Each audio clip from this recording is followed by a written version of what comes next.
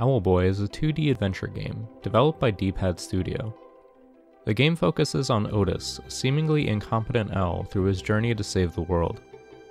Owlboy has been in development for 9 years. The question is, was it worth the wait? Visually, those 9 years certainly show.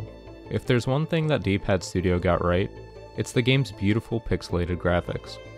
You can certainly tell that a lot of effort was put into this department. The entire game is colorful and incredibly well animated.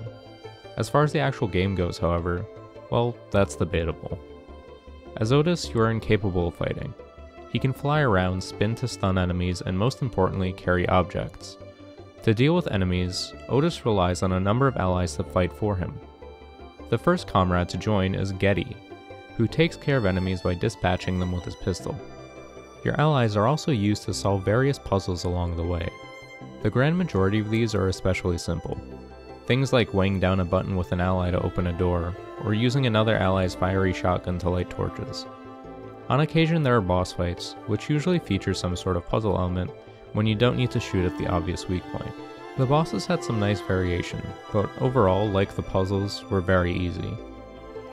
Owlboy is very story-driven, and as such there are frequent breaks in gameplay in favor of cutscenes. Because of this, the replay value is desperately lacking. The asking price sits at $25 US, and when the game takes around 6 hours to finish, that feels a bit overpriced to me.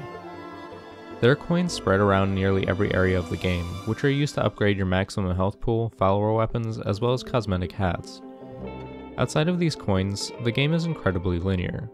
There are no decisions to be made, as you will be following the story on rails.